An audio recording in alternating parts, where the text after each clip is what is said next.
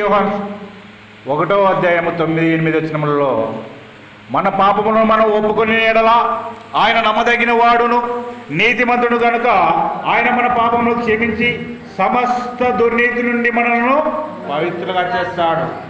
మరి మనం ఏమి పాపం చేయలేదంటే ఏమవుతుంది? మనలను మనమే మోసపుచ్చుకున్నట్లు అవుతుంది. 8వ వచనం మరొకసారి చదవనమ్మా. మనము పాపము లేని వారమని చెప్పుకొనిన ఎడల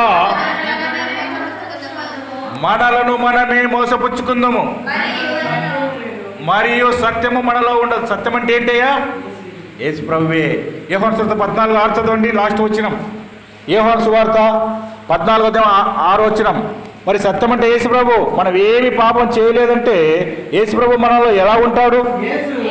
యేసు నేనే మార్గమును సత్యమును